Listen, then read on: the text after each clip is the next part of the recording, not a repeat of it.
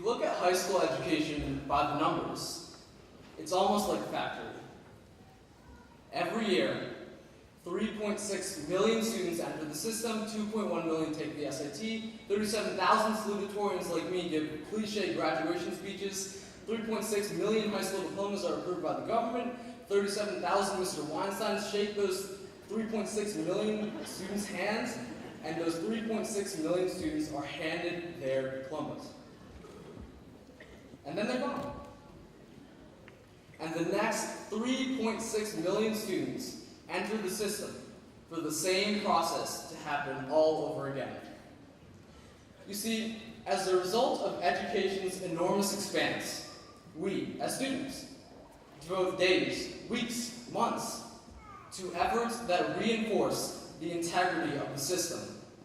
Standardized tests bubbled, common course conducted, pacer tests paced. These things construct the system, but deconstruct our personal growth. And so normally, the system turns brilliant, budding young minds into data points that must meet a minimum quantitative standard of education. But not us. Not the Harriton High School class of 2019. Not the artists and performers in our grade who attained gold key awards in national art competitions, who earned Cappy Awards for brilliantly written critic reviews, and who spent hours perfecting their tunes in the practice rooms of the music hallways. Not the scientists and engineers in our grade who upheld the streak of Science Olympiads 21 state championships in 22 years.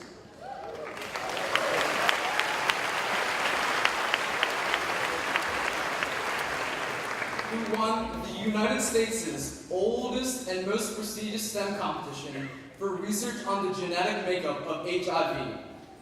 And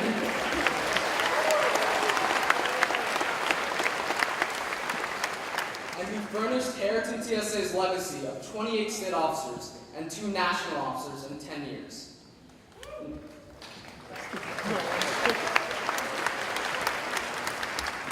Not the athletes in our grade who captured the tennis state championship, who attracted MLB scouts to Harriton's fields, and by the way, just yesterday, was drafted by the Los Angeles Angels.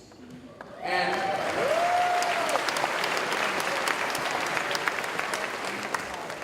the lacrosse team, who also, by the way, just yesterday, beat Downtown West 13-10 in the state semifinals to move to the state championship.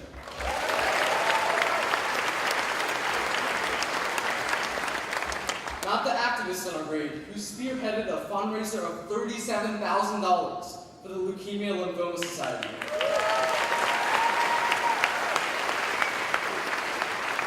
Who spoke in front of hundreds at gun reform rallies, and who stood before every single person behind me to debate why the name Mr. Harriton should or should not be changed, and who, more importantly, had the tolerance to embrace that change, to unite together, and to raise $35,000.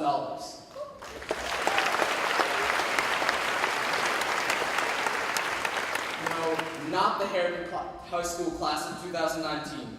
Our individual visions and ambitions separate us from standardized tests, put us above Common Core, and make us more than just a number.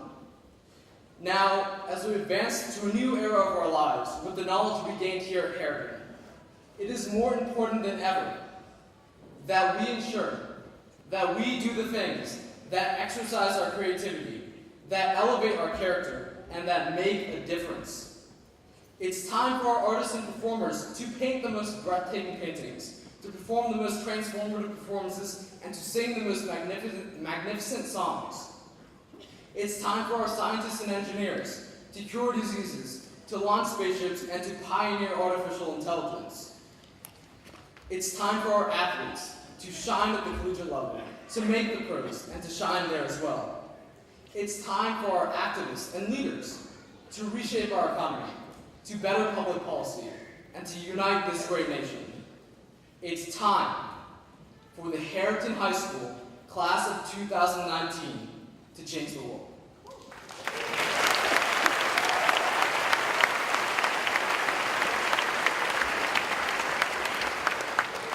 because at Harriton, we are more than numbers. I'd like to thank all my teachers, coaches, and administrators from Belmont Hills, Walsh Valley, and Harriton, and our families and friends for preparing us to build a better tomorrow.